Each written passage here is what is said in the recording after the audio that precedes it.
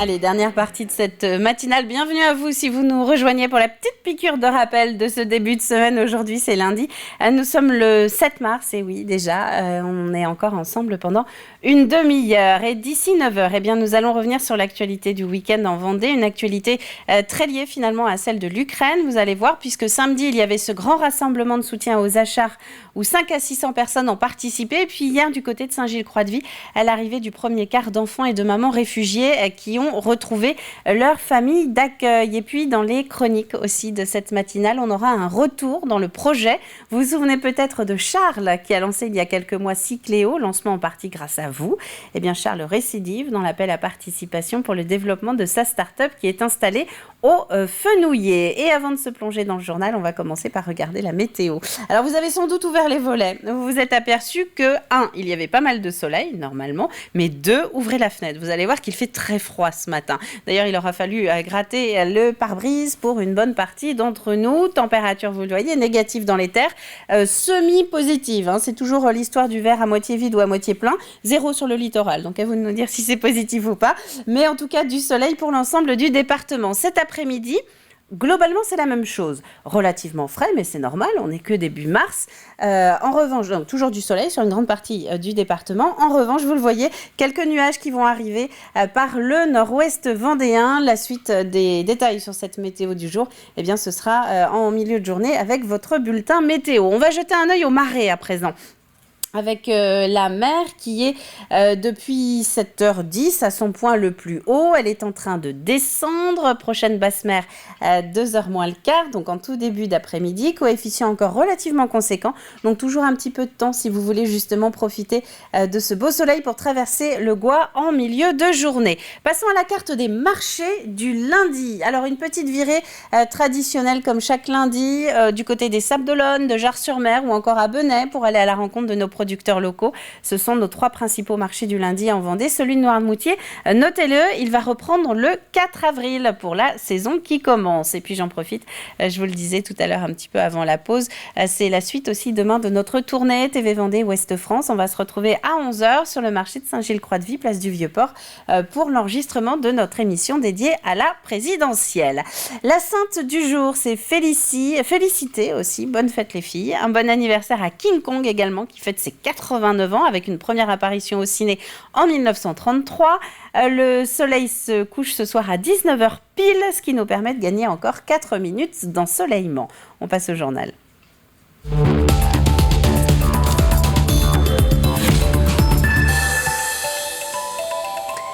Et ce journal, nous le commençons donc avec des images du premier car arrivé ce week-end en Vendée, car en provenance d'Ukraine. Le deuxième d'ailleurs arrivé en France après celui de Lyon. À bord, une cinquantaine d'enfants et leur maman évacués. Les hommes, eux, mobilisés, sont restés sur place. Les passagers ont un lien avec l'association vendéenne Les Joyeux Petits Souliers qui soutient une école de danse sur place. Ils sont désormais répartis dans plusieurs communes de Vendée. Les explications d'Alexia Janet. Au total, 40 Ukrainiens sont arrivés ici en Vendée ce dimanche à Saint-Gilles-Croix-de-Vie. Alors des passagers fatigués par la route puisqu'ils sont partis en car tôt vendredi de Lviv à l'ouest de l'Ukraine, proche de la frontière polonaise. Alors à bord du bus, il s'agissait essentiellement de femmes, d'enfants et de grands-mères. À leur descente du bus, ils ont pu rencontrer leur famille d'accueil. Au total, 18 familles vendéennes vont les accueillir ces prochaines semaines, ces prochains mois. Des familles réparties dans une dizaine de villes en Vendée, par exemple ici à Saint-Gilles-Croix-de-Vie, mais aussi Chaland, les Sables-d'Olonne, Sallertaine ou encore Chantonnay. Alors on sent ici à leur arrivée du soulagement d'être arrivés ici en France, loin de la guerre des sirènes. Mais aussi, il y a beaucoup d'inquiétudes pour ceux qui sont restés en Ukraine pour combattre. Alors en tout cas, difficile de dire aujourd'hui combien de temps ces réfugiés resteront ici, mais il n'est pas impossible que d'autres convois arrivent en Vendée ces prochaines semaines. Et à noter que le bus est ensuite reparti directement pour son point de départ chargé de dons et de matériel médical. La veille, samedi, aux Achars, c'est entre 5 et 600 personnes qui se sont réunies. Mobilisation solidaire à l'appel du département, mais aussi d'initiatives locales. Pour beaucoup, ce rassemblement à la Motte Achars fut également l'occasion de venir déposer des dons. Albin Mouton. À quelques minutes du début de la mobilisation, les bénévoles trient les dons et les stockent dans un camion. seul le matériel médical est gardé. Les vêtements, c'est dans la salle là-bas. Tout ça, c'est du médical.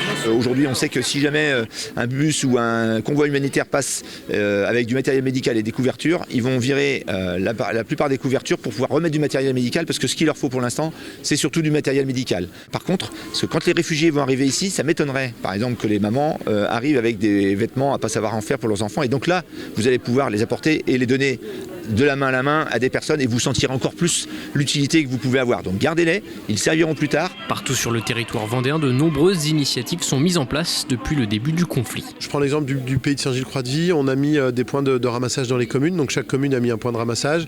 La communauté d'agglomération fait le tour de ces points de ramassage et va livrer tout ça à Chaland, où on a un point avec l'association Vendée-Ukraine et les Petits Souliers qui va partir en Ukraine rapidement. Peu à peu, la place de l'hôtel de ville des Achards se remplit. De nombreux drapeaux ukrainiens sont brandis. J'ai ma famille en Ukraine, puisque mon grand-père est ukrainien.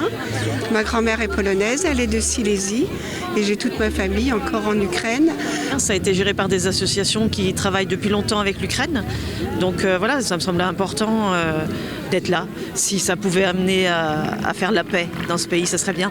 Un témoignage d'une Ukrainienne est également diffusé. Il est très important de nous aider en ce moment. Il y a vraiment un très grand besoin de médicaments et de cette aide médicale pour des soldats et pour des personnes qui restent en Ukraine. Des bus de réfugiés ukrainiens, des femmes et des enfants vont par ailleurs arriver en Vendée et les demandes sont nombreuses pour les accueillir. Beaucoup de gens se proposent comme famille d'accueil, voudraient postule pour être famille d'accueil. C'est pas postuler, vous inquiétez pas, vous accueillerez des gens. S'ils doivent rester là 6 mois, 1 an, on aura besoin de prendre de la relève. Donc prenez. Ce qu'on assure, c'est que chaque demande sera étudiée et au moins on vous répondra. Ça, c'est sûr. Mais laissez-nous le temps d'y répondre, parce qu'aujourd'hui, c'est vraiment énorme. Bravo pour l'élan de solidarité, mais il faut qu'on reste raisonné malgré tout. Au total, ce samedi aux Achards, environ 500 personnes se sont rassemblées en soutien au peuple ukrainien. Une mobilisation remplie d'émotions.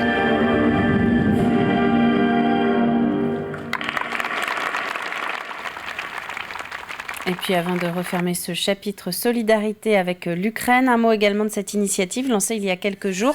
Une initiative Sablais dont le retentissement est désormais national. Camille Coco, qui est donc une Sablaise qui habite aujourd'hui en Loire-Atlantique, a créé la plateforme Oui Ukraine dans l'objectif de recenser l'ensemble des actions de solidarité qui se mettent en place. Une centaine de bénévoles travaillent désormais au développement de ce projet. Écoutez.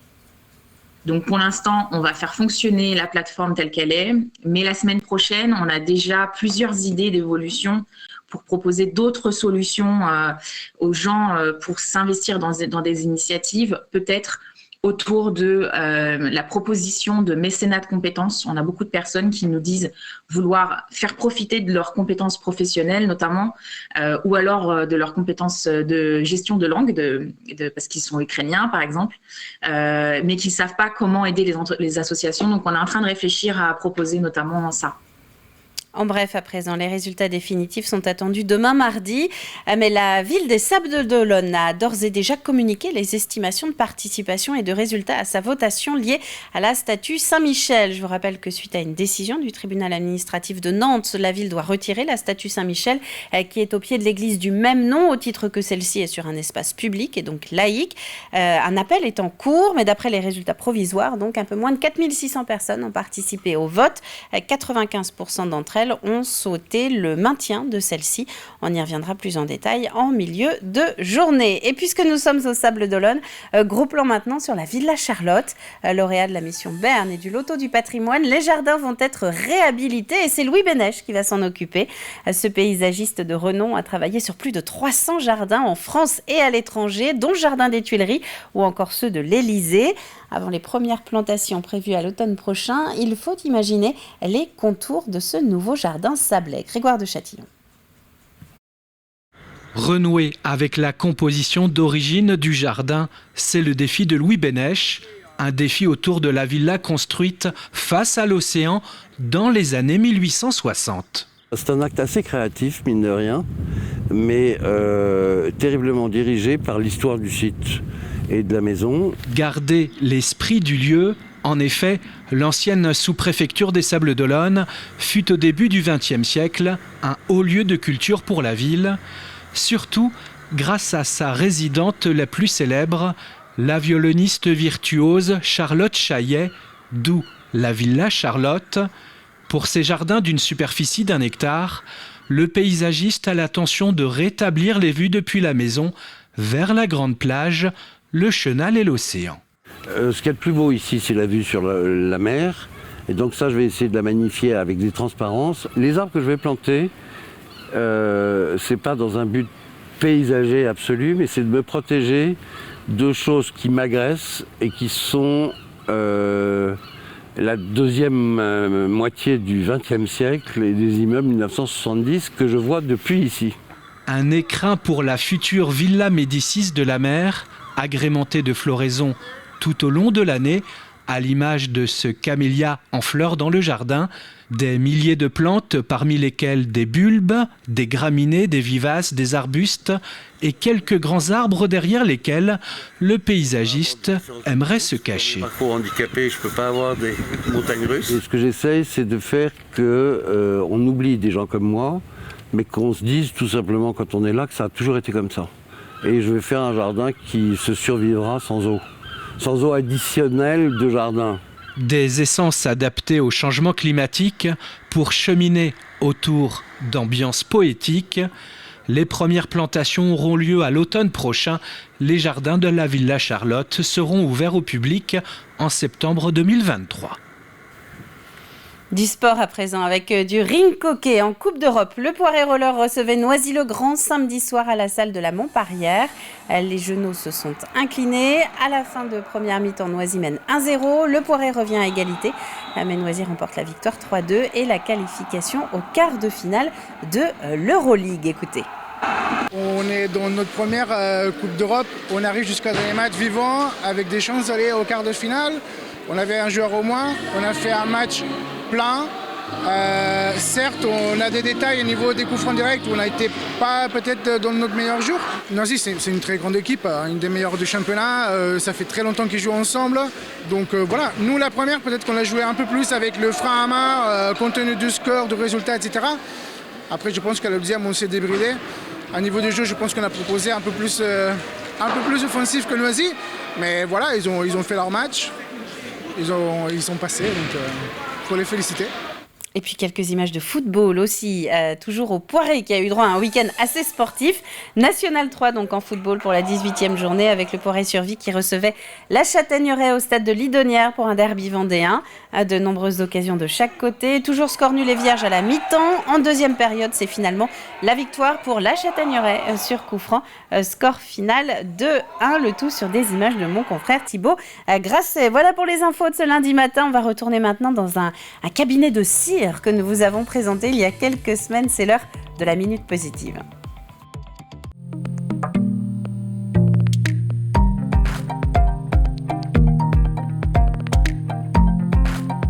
Donc là, en fait, on met des paillettes dans la vie des gens.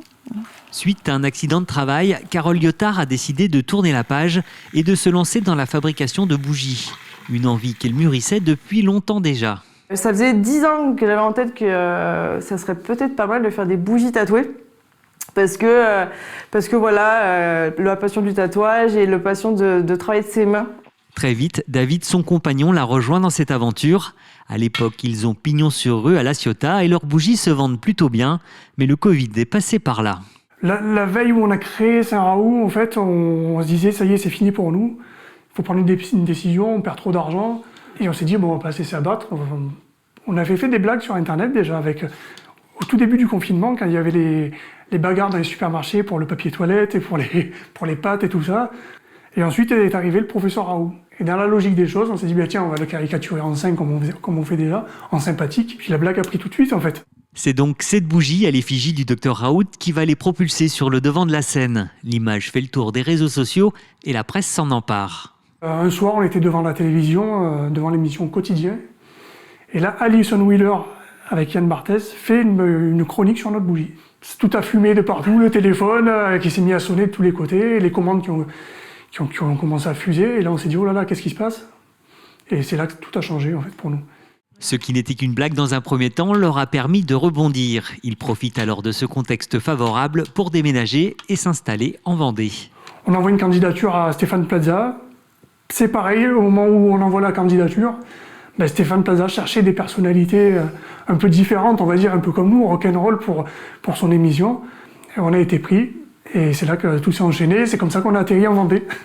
Ce second coup de projecteur aura une nouvelle fois un véritable impact sur leur carnet de commandes.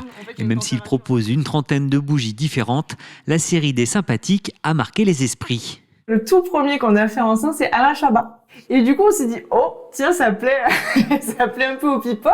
Est-ce qu'on s'amuserait pas, du coup, à en faire plein et à leur offrir pour, voilà, parce que ça nous fait rire. Donc maintenant, on leur envoie des bougies et si ça leur plaît, ils nous signent un petit autographe en retour. Aujourd'hui, ils n'ont qu'une hâte, aller à la rencontre des Vendéens sur les marchés de créateurs et pourquoi pas avoir leur propre stand au Hellfest.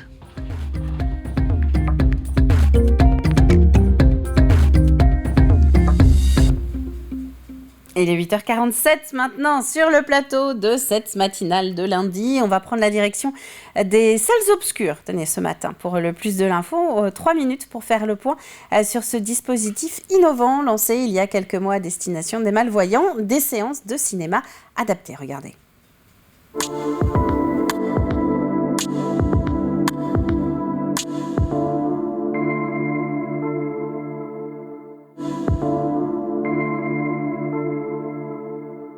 C'est donc un sous-titrage spécifique avec des codes couleurs qui permet, pour les sourds et malentendants, de comprendre toutes les intentions de mise en scène sonore du réalisateur. Bien sûr, il y a les dialogues. Alors la spécificité, c'est que les dialogues sont sous chaque personne qui parle. Comme ça, on sait qui parle. Et il y a parfois même des sous-titres SME qui suivent la personne, qui est traquée sur la personne. Ça, c'est en blanc. Si quelqu'un parle dans l'image, mais qu'on ne voit pas, on appelle ça une voix off, ce sera en jaune. En jaune, c'est quelqu'un qui n'est pas dans l'image, mais qui parle. Si on a une indication musicale, une douce musique commence à envahir la pièce, ce sera dans je crois que c'est en mauve. S'il y a un son extérieur, une sirène de police retentit, on voit en rouge une sirène de police retentit. On aimerait en avoir plus souvent et partout, pas seulement à Saint-Gilles-Croix-de-Vie. On a beaucoup de chance que le Cinémarine nous propose une soirée sous-titrée tous les vendredis soirs, c'est exceptionnel. Et le rêve, c'est que ce soit comme ça partout en France, partout en Vendée et dans tous les cinémas en fait. C'est qu'il y a peu d'accessibilité pour les sourds et malentendants, pour les cinémas, pour les grands titres, les grands films en fait.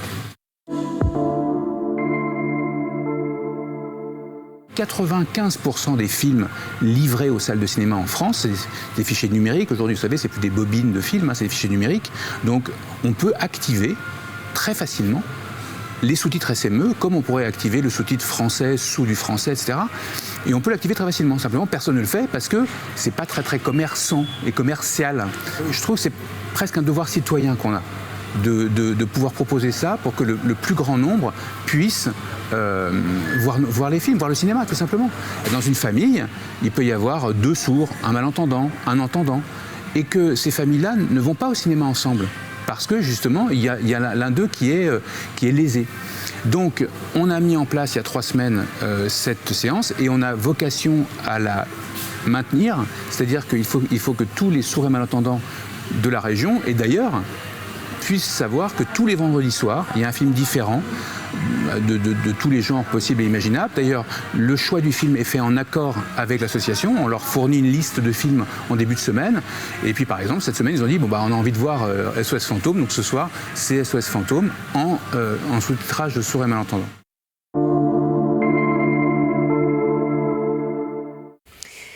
Et notez que fin février, l'association Valentin Ahuy a lancé elle aussi une séance découverte en audio-description du côté de La Roche-sur-Yon. Cette fois-ci, le système est donc appelé à se développer un petit peu sur le département. On va passer au projet maintenant.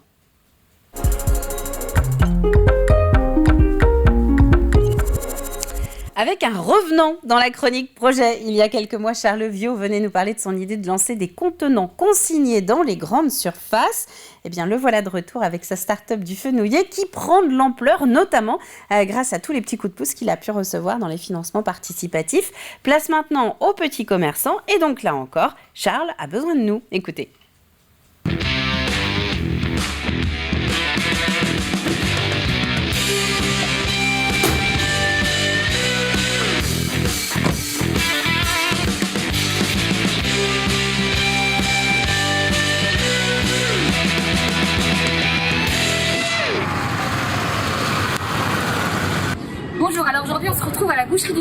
utilise la solution Cycléo pour consommer ses produits frais sans déchets. Mais du coup, Charles, explique-moi comment ça marche. Eh bien oui, Cycléo est une jeune start-up vendéenne qui souhaite réduire les déchets à la source et plus particulièrement les emballages à usage unique. Alors pour la petite anecdote, en 2018, le poids des déchets sauvages représentait 520 000 tonnes, ce qui représentait 52 tours Eiffel. Et en 2020, ce chiffre a doublé et est passé à 100 tours Eiffel. Mais bon, assez parlé, comment ça marche Cycléo ? Tout d'abord, on a la partie commerçante, où le commerçant, lui, a un abonnement mensuel pour lequel Cycléo fournit les contenants, lave les contenants, gère la traçabilité, gère la consigne et gère toute la communication. De l'autre côté, pour le consommateur, lui, il a le droit à ces différents contenants de différentes tailles avec différents prix, qui oscillent entre 2, 3 et 5 euros la consigne. Ensuite, pour le consommateur, rien de plus simple pour utiliser Cycléo. Il suffit de télécharger l'application Cycléo pour avoir droit à son identification et à la gestion de son portefeuille pour les consignes. Rien de plus simple. Eh bien écoute Claire, maintenant à toi de jouer à la boucherie du port. Bonjour. Est-ce que je peux avoir une part de tartiflette s'il vous plaît ?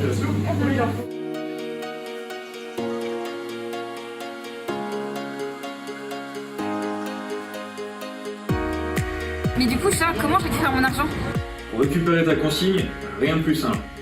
Après avoir mangé ta tartiflette, tu retournes dans ton magasin ou alors dans un autre magasin partenaire Cycléo et à ce moment-là, tu pourras redéposer ton contenant et récupérer 98% de ta consignée. Les 2% restants, ça va servir simplement à gérer la partie logistique de Cycléo et aussi financer le jardin éducatif et solidaire que Cycléo va mettre en place.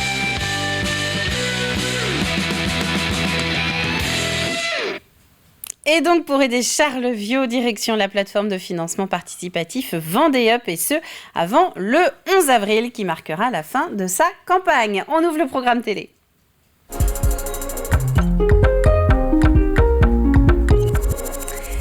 Et ce matin, c'est Grégoire qui a décidé de nous mettre l'eau à la bouche dans Les Passionnés aujourd'hui. En plus, il revient sur un vrai morceau de patrimoine de Saint-Gilles puisque Grégoire est parti à la rencontre d'un passionné de sardines. Mais pas n'importe lequel, vous allez voir. Alors Christian, si vous avez cette tenue d'apparat aujourd'hui avec nous, c'est parce que vous êtes le grand maître de la confrérie de la sardine de Saint-Gilles-Croix-de-Vie. Oui. Et si on est venu vous voir, c'est aussi parce que vous êtes un grand collectionneur, un collectionneur de boîtes de sardines. Vous en avez à peu près 200, venus de tous les pays ou presque, des boîtes de sardines précieuses, oui, tout à fait, certaines, qui sont rares et qui sont surtout anciennes. Très anciennes, oui. On va ensemble parler de votre passion pour la sardine. Oui, alors vous savez que celui qui fait la collection des boîtes de sardines, c'est un Puxi sardinophile. Ah, vous pouvez nous le redire ? Puxi sardinophile ou sardinopuxiphile. D'accord, bon, je pense on essaiera de vous redemander plus tard, encore une dernière fois. Sardinopuxiphile. D'accord, sardinopuxiphile ou puxi sardinophile. D'accord. Bon, on va aller voir les sardines de plus. Voilà, les boîtes en tout cas. Les boîtes, pas les fraîches. C'est pas l'époque.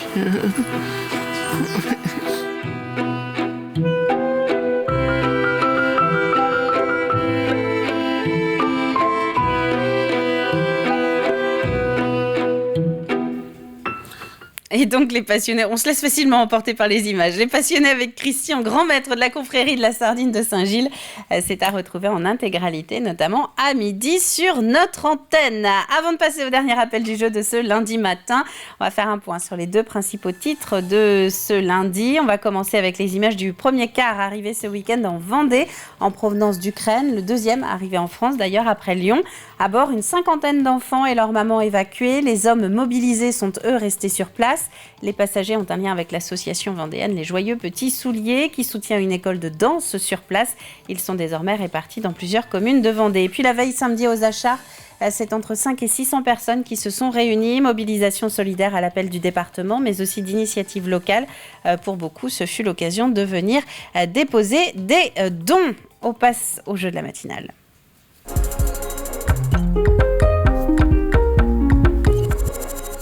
avec un nouveau partenaire cette semaine et on est très heureux de l'accueillir dans la grande famille des partenaires du jeu de la matinale. C'est la marque Je vais le dire à ma mère, une marque vendéenne de jeux nomades qui vous propose pour 2 d'entre vous de repartir vendredi avec une ardoise nomade. Et que fabrique dans son atelier Papy Charles? C'est la question d'aujourd'hui. Sans un bruit, il permet quand même de se comprendre. Ça, c'est l'indice du jour. Et là-dessus, c'est la fin de la matinale. Demain, vous allez retrouver Alexandre Debray à partir de 7h puisque nous rendez-vous à 11h à Saint-Gilles pour démarrer la journée ensemble. D'ici là, très bonne journée à vous tous. Profitez du soleil et à très vite.